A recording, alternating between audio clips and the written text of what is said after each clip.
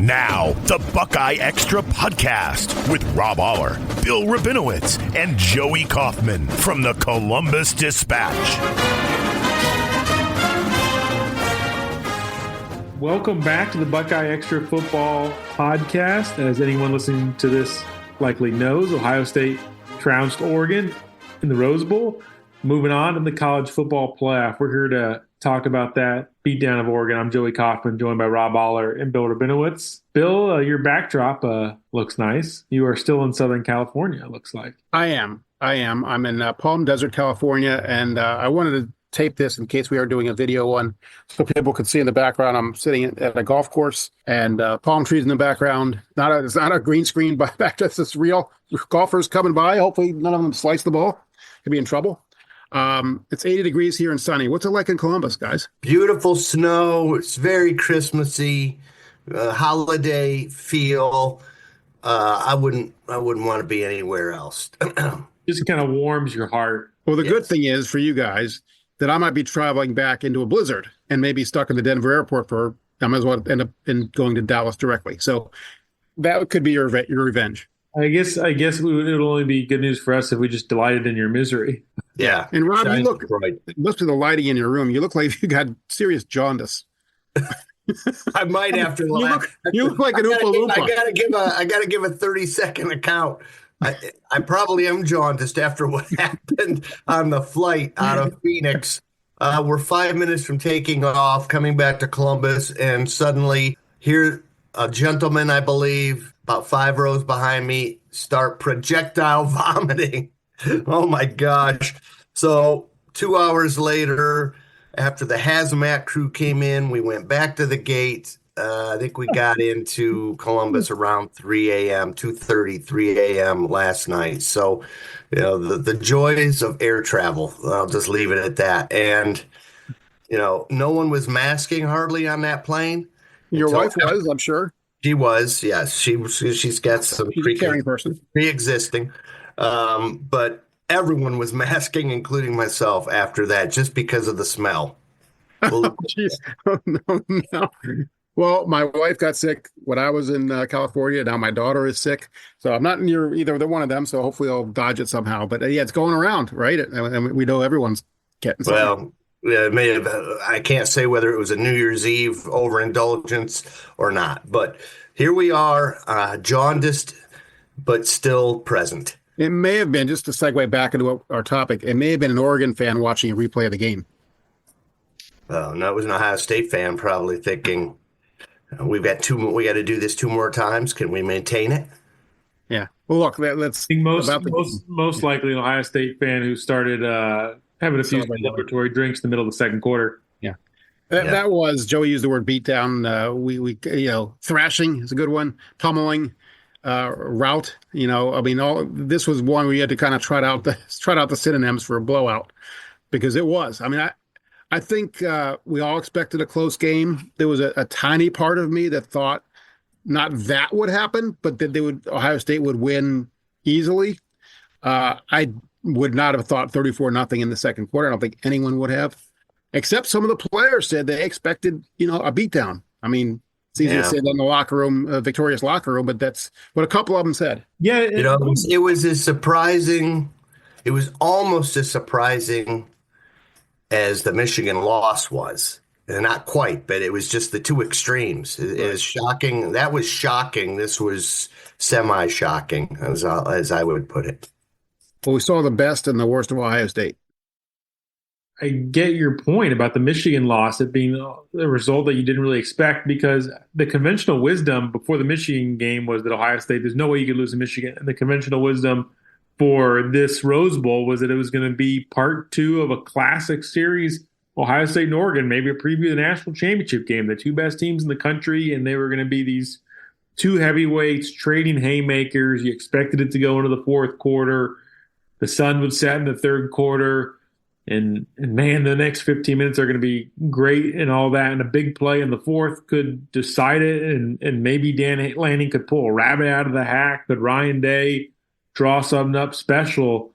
And it was over before the end of the first quarter, it felt like. Yeah, I would say it was interesting with Oregon coach Dan Lanning said. I didn't take it as an excuse. It wasn't a totally accurate description to me, but I get what he was saying. He was said what Ohio State did against Michigan, Oregon did against Ohio State, which is they had a bad day. I don't think he was saying that Ohio State's not good, but Oregon had a bad day. Now, a lot of that bad day was caused by Ohio State, but I think they were overwhelmed. I had written a column a couple days before the game that, Oregon actually was under more pressure than Ohio State. Ohio State, it's not like they were playing with house money, but they kind of found their mojo and were just letting it fly. Oregon was the number one team, pretty much consensus that they were the best team in the country.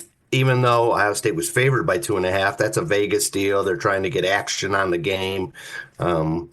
So my take was this was it was surprising. Ohio State, it was the best half. I've covered Ohio State games for close to 30 years, and that was the best first half that I ever seen them play, considering the opponent. I know Wisconsin was 31-0. Bill? Yep. In the 2014 Big Ten championship game, but this was a slobber knocker. Just went at him. Does this at all? I mean, for both of you guys, because you guys covered the national championship team 10 years ago, any similar feeling to that type of run? I mean, this is a team on paper that's gotten hot late in the season, like that 14 team did. Very, very much so. I mean, obviously it's different because 14, when you entered the postseason, you had no idea what Cardale Jones was going to do because JT Barrett had gotten hurt, and there was a big mystery about that. And that team, the 14 team, didn't look like a championship team until it beat Michigan State, and I would say the second week of November. They had lost to Virginia Tech early in the season, which was a much worse loss than losing to Oregon, obviously. That was at home, and Virginia Tech was unranked. Now, they did beat Michigan. And, so it was kind of unprecedented. Okay, how would Ohio State react after losing to Michigan? That was the big question this year.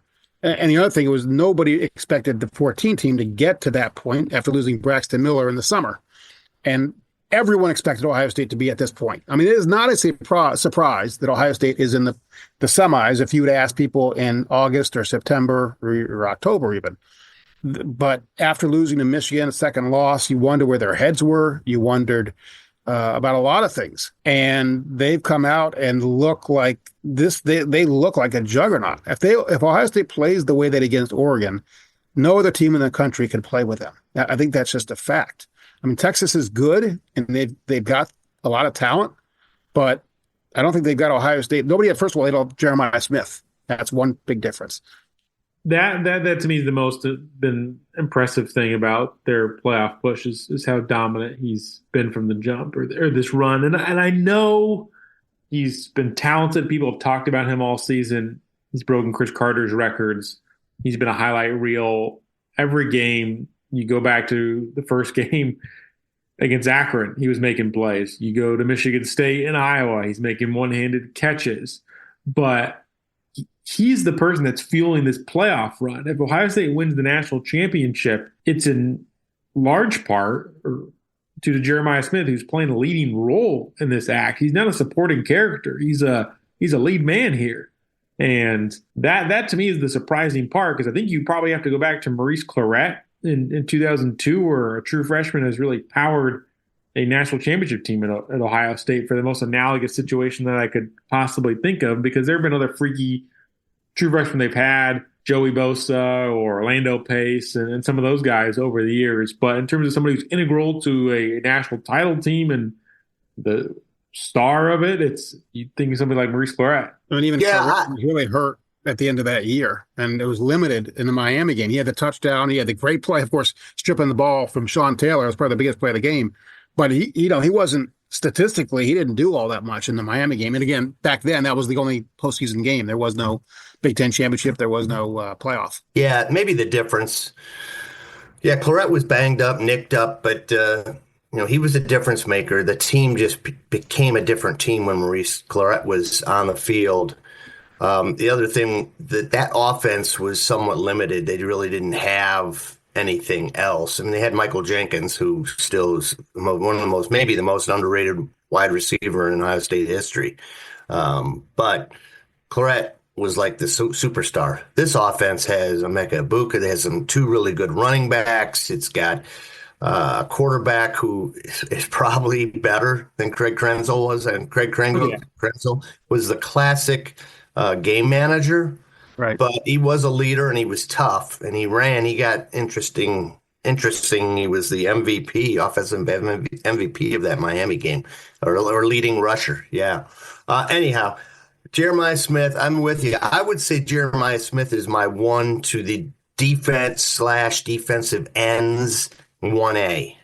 And I know the defense in general has just been lights out, but I think the difference has been, and if you really want to pinpoint it, and we could talk about Caleb Downs and moving him more in the box all day. That's a schematic thing, but I think Jack Sawyer has done what he did last year, which was I wouldn't say he was non-existent for most of the season, but you just didn't hear about him. He wasn't doing much, and then the last 3 games, Michigan game coming on.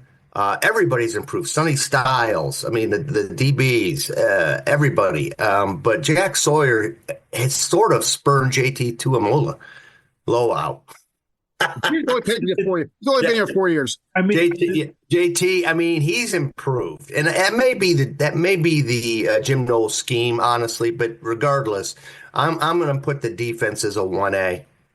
And I think that they feed off each other. I think the better Jack Sawyer plays, the better JT Tuimoloau outplays, because I think it's like meat at the quarterback. And Tyleik Williams plays. I mean, like you said, Rob, everybody on the defense usually has made plays. Lathan Ransom is a difference maker. Cody Simon, man, what a player he has turned into. I mean, he started the year as you hoped he would be a reasonable facsimile of Tommy Eichenberg. He has surpassed what Tommy Eichenberg ever was. Absolutely, he just has as a blitzer. There are certain plays now where he almost remind you of Ryan Shazier. He'd hit you. It looks different from the press box when he hits you. I mean, he cracked the helmet of the Tennessee quarterback. Denzel Burke only had one ball thrown at him, and a lot of that is because Dylan Gabriel didn't have time to throw deep. There's no weakness on that defense. Jordan Hancock, I've said is probably the most underappreciated player on that defense because he's moved around too, because allowing Caleb Downs to move.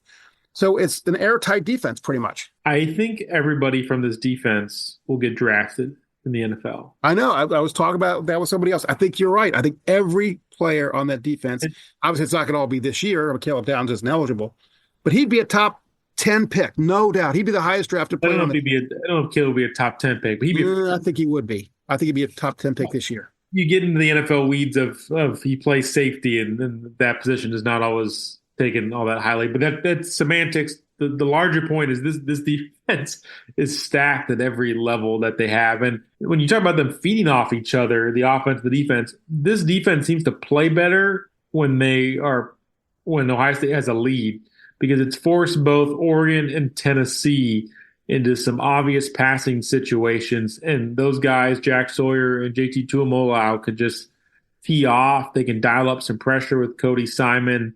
That is big. And in the secondary, I think this was their moment in the sun, because you think about the back to Oregon in October, and Denzel Burke was the guy who was picked on, a liability. He was targeted once again by Dylan Gabriel, did not allow a completion in that game. And I think it was really special for him he was in the field cradling the Rose Bowl championship trophy. I think that kind of set it all for what that game meant to him, and just never gave up big plays in the secondary this one. And the secondary, you talk about Ohio State's defensive line having 8 sacks and all that, and the front 7 getting pressure and all that. The secondary was a big reason why in some of those situations, because of the way they were able to cover. One of the sacks, Cody Simon came late as a blitzer, and that was because Dylan Gabriel had to hold on to the ball because there wasn't something open downfield. So that's really been, I think, important for Ohio State's defense in recent weeks, just being able to put offenses in tough spots because they have a lead. And they also tipped a bunch of passes. that was the other. It wasn't just the sacks; it was the tip passes too. I mean, Gabriel had, I think, 20. He was 29 of 41, which on the surface sounds good. A lot of those were kind of safety valve passes and inconsequential completions. But of the 12 incompletions, I bet you a handful were tipped. Look at the box score down 9 pass breakups against Oregon. Yeah, I don't know if you guys agree with what I'm about to say, which is we've been saying all season, if Ohio State plays like Ohio State can play, then this is what you get. I'm not sure they can play any better on the other side of it. I think that was pretty much, it was a high ceiling. That was kind of their ceiling. What you saw against Oregon. Now, it was the number 1 team in the nation.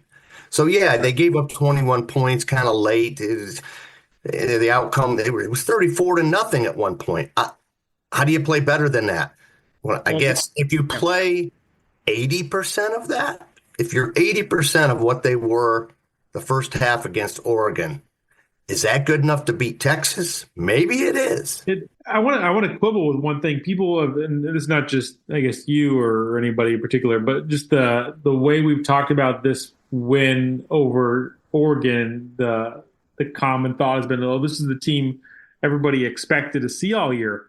I don't actually think that's the case, because did people expect the offense to be this explosive coming into the year? At this point in the year, Jeremiah Smith is a better version of Marvin Harrison Jr. I don't think people quite expected that coming into the year. Will Howard is completing 40-yard passes downfield. I mean, to me, the way they are playing now in this playoff has surpassed what you thought they would be going into the season. Because I don't think people, at least I did not think the offense would be this explosive in the way they were able to push the ball down the field vertically.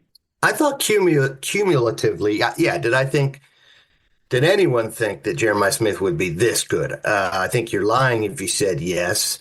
Will Howard, we haven't even talked about him. He's played probably his 2 best games back-to-back in big moments.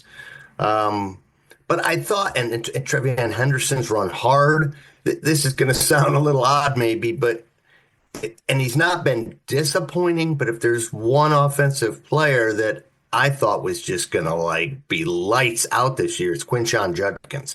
I mean, the talk about him, he has not been bad at all, and he's good. So I thought that maybe he would be spectacular. I think when Bill said all year, where's the team we thought we'd see? Where's the offense we thought we'd see? I thought it would be a version somewhat similar to what we saw against Oregon. Maybe not, to your point, Joey, I agree. Maybe not that explosive, but pretty close, at least in terms of points. Maybe just scoring points. I just would not take this type of explosiveness for granted. No. Will Howard, I think, is playing the best he's ever played in his career. Jeremiah Smith has outpaced what a typical freshman does. So that is why I think you have to think about this a little differently in terms of where the expectations were in August versus where they are now. Well, I thought they would dominate the weaker teams more than they did. I'm not talking about the non-conference games, because those were, basically practice games, exhibition games. But, the Michigan States, the Nebraskas, the teams like that, credible enough teams, but Ohio State shouldn't be toying with them or kind of playing, kind of mucking it up for much of the game, and in Nebraska's case, the whole game.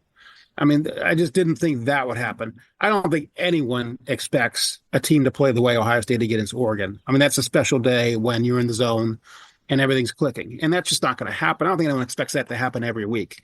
But I thought you would see Ohio State just impose its will much more easily than it did in the regular season. I'm not even counting the Michigan game, which, we can kind of say is an aberration at this point. And, it's been dissected a gazillion ways in a gazillion times. But I'm talking about the other games. Even Indiana, which everyone thinks, it was a 38-15, right? It was 7-7 late in the second quarter. It's that kind of thing. So 34-0 Oregon, no, nobody expects that. But we didn't see it at all, really. I mean, the team that we saw on New Year's was a national championship team. That was an LSU 2019 kind of performance, an Alabama 2020 against Ohio State kind of performance. That was men against boys. And I don't think Texas will be men against boys. Texas is, I think, a better a tougher matchup for Ohio State, more physical. Quinn Ewers gives them an element because he's a gunslinger, and if he's on, he can light it up. But he's also prone to mistakes. Texas is a very inconsistent team, even within games. And I think Ohio State is now, I think this is the big thing. Ohio State has maintained a level of consistency within games. You know what the defense is going to give you. You know that what the offense is going to give you. You can't say that about Texas. You have no idea. They're going to be able to run the ball. Against Clemson, yes. Against Arizona State, no. Is Quinn Ewers going to be good? Who knows? Their defense is very good, though. I'll give them that. Texas defense is going to be a good test. Yeah, it makes it tough on me. I assume we're going to do another podcast looking at Texas. We'll do a deeper dive in Texas. Yeah, that's fine because my preseason national champion pick was Texas, and I had Texas beating Ohio State in the semifinals. So I'm spot on there. I don't know what I'm going to do with this pick because is that why you're wearing orange? What? I'm joking that you're going to go to the game wearing your Texas. Blue, I'm wearing blue gray, whatever that team is. I don't know. Dallas. Cowboys. How about them Cowboys? They haven't won a playoff game forever. Yeah, they go to the site and they can exercise some Cotton Bowl demons. That's right. Last year they played Missouri there, and again, I mean, think about where they were a year ago. Again, different circumstances. You know, Lincoln Kinolt had to play quarterback after Devin Brown, but that was an offense that scored 3 points against Missouri in the Cotton Bowl. I mean, you know, it's amazing to think with the transformation of the team since then. The reinforcements came. Will Howard. Yes. Jeremiah. Morgan Harrison didn't play in that game, blah, blah, blah. But, you know, obviously a very different circumstance. But still, that was where they played, where they scored 3 points. And it was like, that's how the season ended. The vibes were horrible then. Horrible after that game. What's the challenge?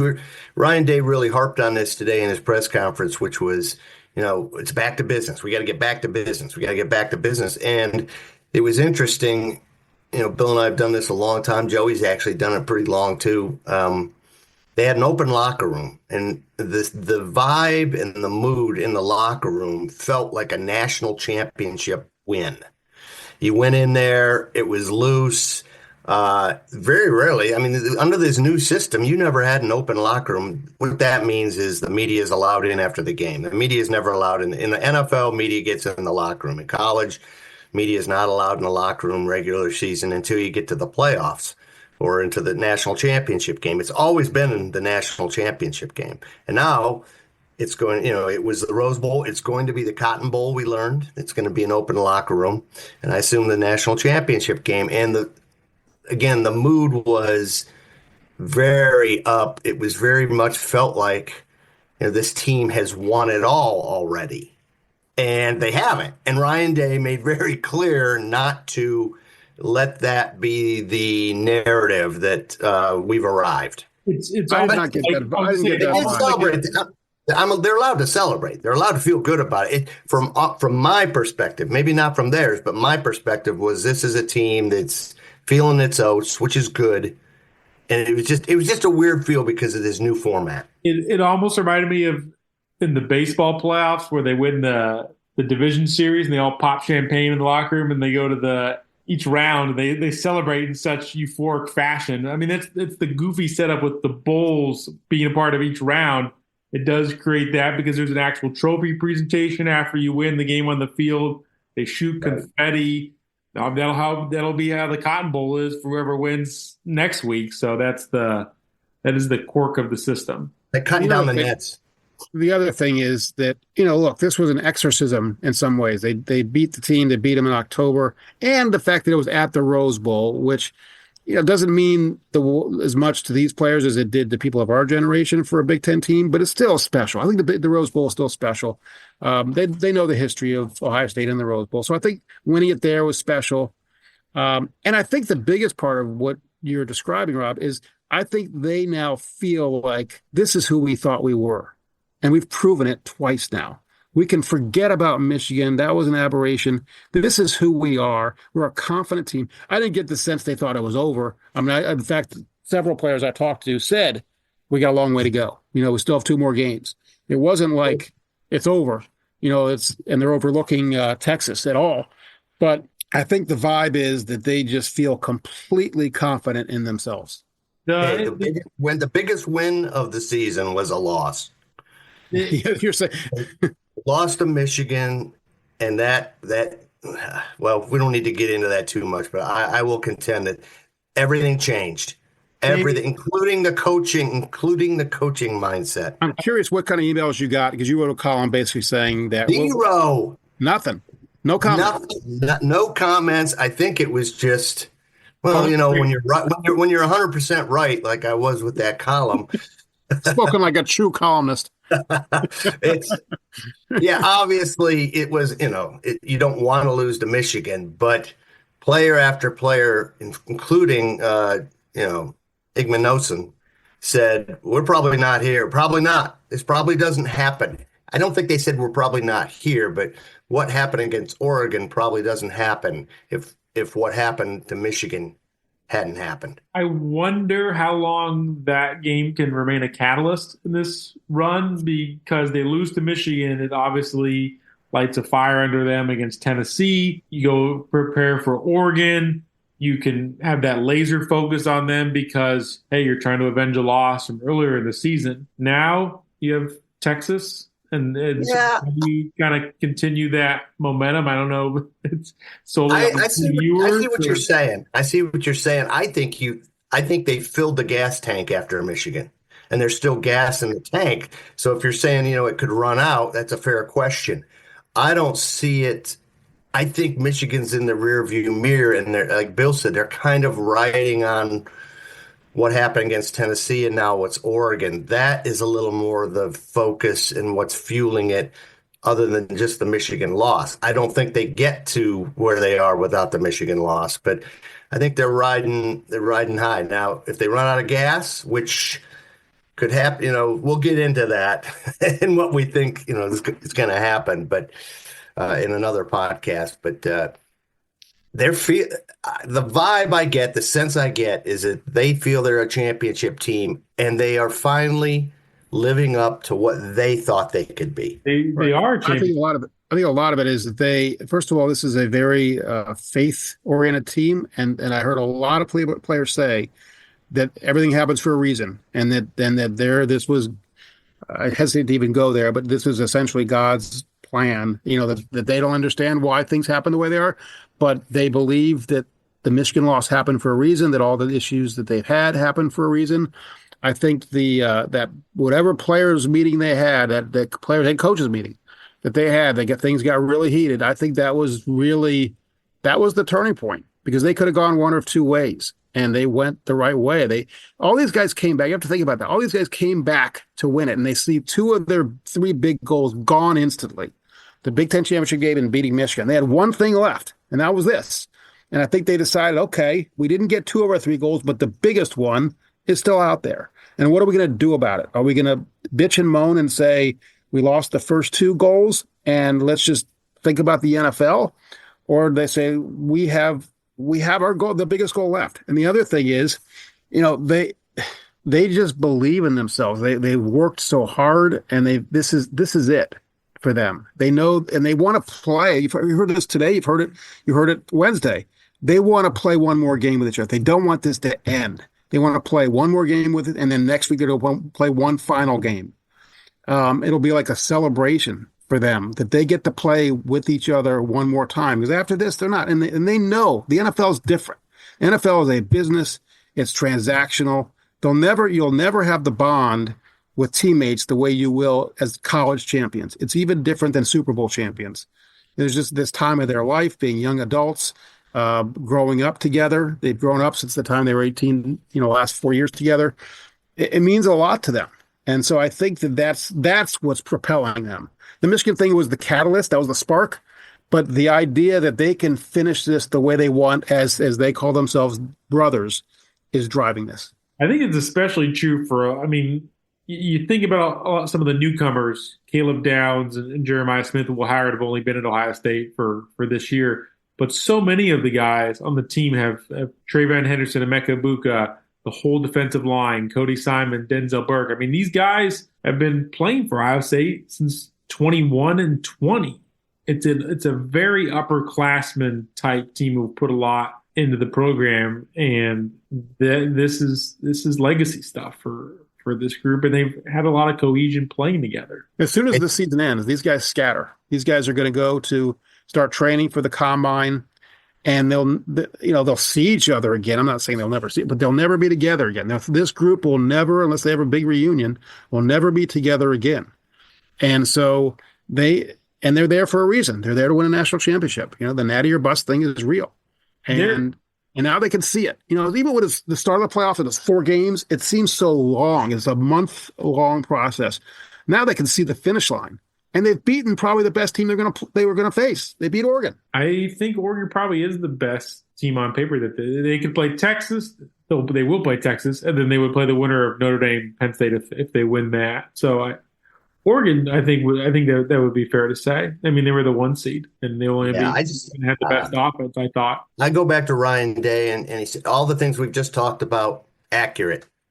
But it means nothing in the Texas game, and it'll mean nothing if they make it to the championship game in terms of you've got to execute. You can I've seen feel-good stories fall apart, because you just have a bad day and the other team doesn't.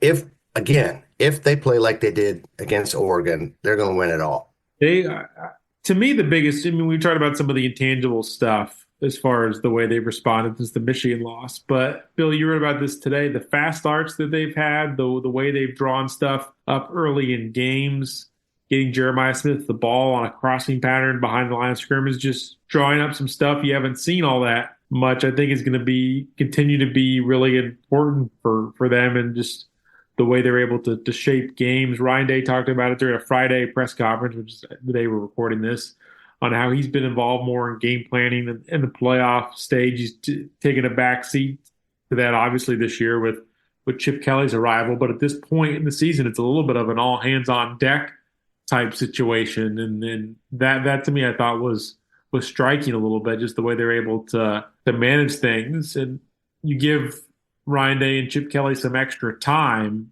to game plan and prepare. It seems to be paying off. Here's a thought. If you're an Ohio State fan, what you have to hope for is, as we've already said, that they played against Oregon.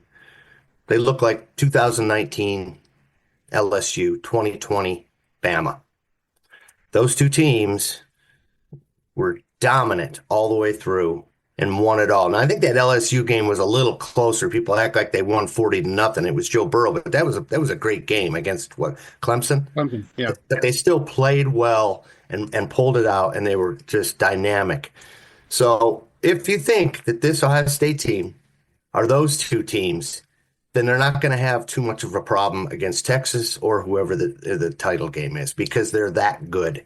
And that could be the case. I'm not saying it is the case, but if they are in the realm of those two teams just mentioned, then they could win by double digits the next 2 games. I think I said to one of you during the game, if they play like this, nobody can touch them. I mean, nobody could reach the level that Ohio State could reach. I just don't think that they can. I think Texas on their very, very best day, but they have not been consistent enough at all season. They lost twice to Clemson. They barely beat Arizona State. I mean, they were up big against Arizona State and almost blew it. Right. I guess, Bill, what I'm saying is we're going to find out if they're the 2019 LSU. They have the opportunity to be in the same conversation with those two teams, but those two teams did it, and this team still needs to. They didn't lose 2 games either. Those two teams. I don't think Ohio State can ever go down as one of the all-time great champions historically because of the 2 losses, especially the Michigan one. It's just too much of a stain on their, kind of historical. Nobody can look at this team and say this is one of the all-time great teams. But look, it's still a dominant national championship team.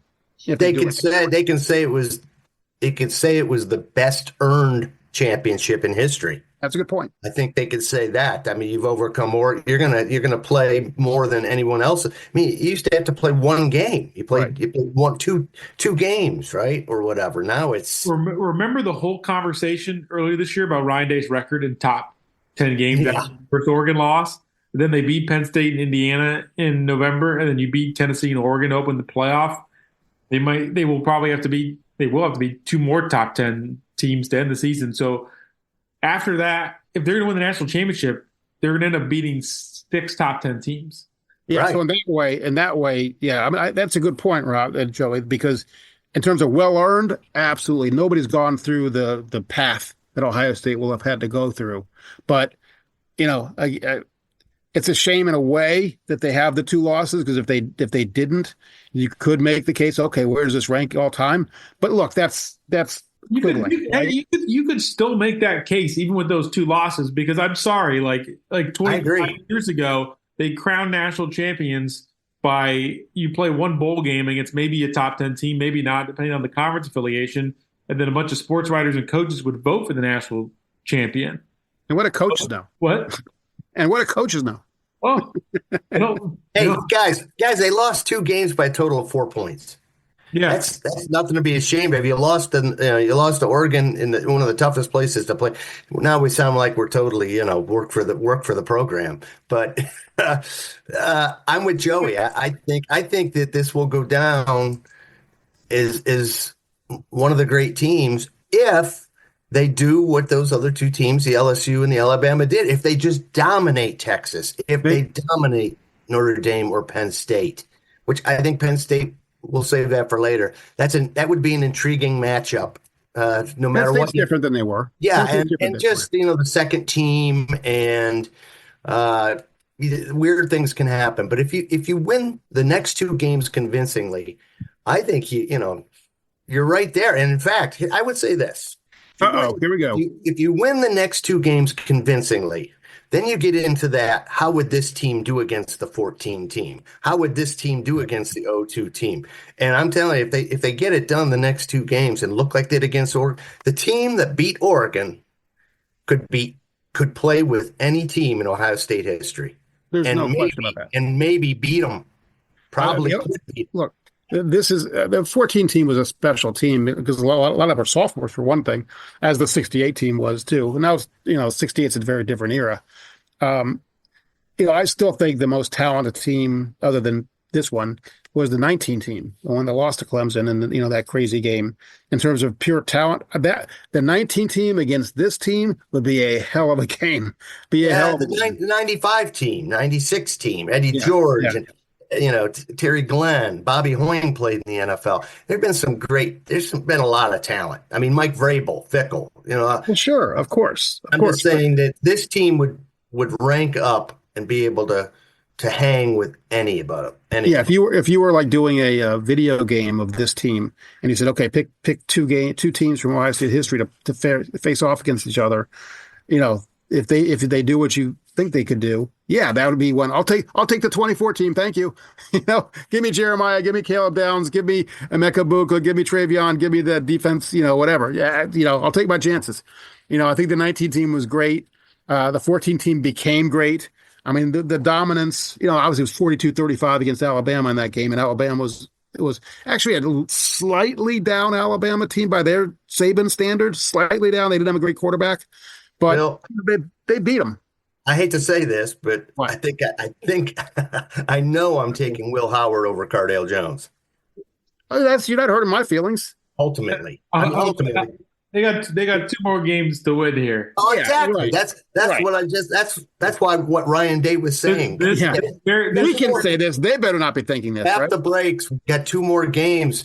They could fall on their face. I don't think it'll happen, but they could. This team could be a little bit like the UConn basketball team. The men's basketball team the last 2 years just rolled through. They in the regular season they had their ups and downs, and it was like, okay, time for business, and they just stomped everybody. I mean, and you watch that UConn team in the tournament the last year. They played a great Purdue team in the championship game, and Purdue really didn't have a chance. Because UConn had a level that Purdue couldn't get to. And that's where this Ohio State football team is. If they play to their potential, and I'm not even saying played the way they did against Oregon, I think that's unrealistic to repeat that. I mean, some of the plays they made were just phenomenal. But if they play close to that level, a reasonable facsimile of that performance, I don't think they lose. I think if they play like that, they will keep winning football games. Hey, I did want to mention this as a final thought. Rob and I were talking about this before we left the press box on New Year's Day, New Year's night. the Rose Bowl was once a place where Ohio State did not always see its season end very well, especially during that stretch in the 1970s. This was their fifth win in a row in the Rose Bowl, their longest winning streak in the bowl game. It's different. This program, I think, has a lot of good feelings around the Rose Bowl right now. And this was, I think, of this 5-game stretch, probably as significant as any. Started in 97 with the win over Arizona State, 15 years ago when they beat Oregon, Tressel versus Chip Kelly, who was then the Oregon coach, and then Urban's last game in the Rose Bowl, that wild Rose Bowl where C.J. Stroud threw for nearly 600 yards, 300 plus to Jackson Smith and Jigba, and then this one being as significant as any because it keeps their national championship hopes alive. Yeah, that's a good point. The other thing is, and I've talked about this before, I hope Ohio State fans who are particularly, what's the right word? They have high expectations. This is the golden age for Ohio State football. Woody Hayes had ups and downs. Jim Tressel had 7 and 5 seasons, 8 and 4 seasons, I believe. Earl Bruce was 9 and 3 Earl. The Urban Meyer Ryan Day era, for as great a program as Ohio State's always been, this is the apex. They've never been, and nobody other than Alabama under Saban has been this good for this long. And next year, you're going to have a very new team. The expectations will be much lower. If Ohio State wins the national championship, it'll be, what is this, 13 years in a row of not losing more than 2 games. It's insane. Yeah, Bill, let me jump. I agree with that, but there's one national title in there. You're right. That's why they need to win it. It's like being the New York Yankees and not winning the World Series, right? That is the New York Yankees in the last 20 years. Yeah. Right. Well, right. Or the Dodgers now, I guess. But we'll have to play the Dodgers. Dodgers have 2 World Series this decade. Says the Wolf from Burbank. You get my point that I think it is a golden age, but you got to finish the deal. You got to close the deal for it to really be the golden age. Whether you're 9 and 3 or you're 11 and 1 in the big scheme, long term doesn't matter. It's whether you win it at all, and they have that within their. They still have that available to them. We'll see if they close it out. What's funny is that if they do it, then their last 2 national championships will be in large part because the playoffs happen to expand. Or in the first case, it was a 4-team playoff instead of just a BCS game, and they never would have been one of the 2 teams in 14. They were the 4th team, and they wouldn't have been obviously one of the 4 teams this year. So they've benefited and taken advantage of a change in format. Now that doesn't lessen it at all, but it's interesting. I'm not convinced they would not have made the 14 field this year. You think that they would? How would they? Okay, so Boise and Arizona State wouldn't have probably been in, right? They probably wouldn't have been in, but they obviously had Penn State ahead of Ohio State. They had Texas ahead of Ohio State. Yeah, but they treated Penn State differently than they might have if you were actually evaluating those 2 teams for the final playoff spot. I thought they treated Penn State a little bit like with kid gloves, and if I don't know. I mean, Ohio State had the head-to-head over Penn State, and if it's one thing if you're just ranking them for seeding purposes, another thing in the field altogether. Well, that doesn't speak well of them if they would do that. Honestly, this year doesn't speak well of this year's committee. I wasn't intending to speak. No, that's fine. I mean, I still don't think there's any real rational reason for Penn State to be ahead of Ohio State in the seeding. I just don't see it. But again, and there was a point to make about that when Ohio State had to play Oregon and Penn State got to play Boise. That's where the unfairness. Well, Ohio State took care of business, so it's kind of a moot point. It's easier to say. It's easier to say it's unfair now after Tennessee and Oregon game. Right. At the time, you got to remember that Michigan loss. So again, I didn't think it was unfair because when you lay an egg that big, that was the goose that laid the golden egg. And since this was like a big piece of coal, and that just sticks in the memory. I don't think it was coal. But I think a lot of it was recency bias by the committee. The last thing they saw from Ohio State was that game. The last thing they saw from Penn State was the Oregon game. And so there was. Listen, if you look at the overall resume, all 3 of us said after Michigan, it's tough to see Ohio State winning it all. Agreed. Completely agree. I'm not running away from that at all. But you also knew that they had the talent that if they could get their act together, if that could be a galvanizer instead of something that would, crush them, that it could happen. I mean, the talent didn't go away, but again, the one thing we haven't talked about at all, really, the offensive line is held up. That's the thing we thought was going to be their Achilles heel. I hate to use the term when they lost their center to an Achilles injury, but you thought that was going to be, or at least I did, that was going to be the thing that kept them from winning it. And the offensive line, to their credit, has held up. How many sacks? Oregon have what, one? 0. They're making the O shape. They have not allowed a sack in either playoff game. The one, Will Howard scrambled enough that it wasn't. We got to the line of scrimmage. Yeah, you got to the line of scrimmage. It was not a guarantee early in the game because Jordan Birch had a play on third down that he went right around Josh Fryer, got into the backfield, and Will Howard had to step up and get rid of the ball really quickly, forced him to play.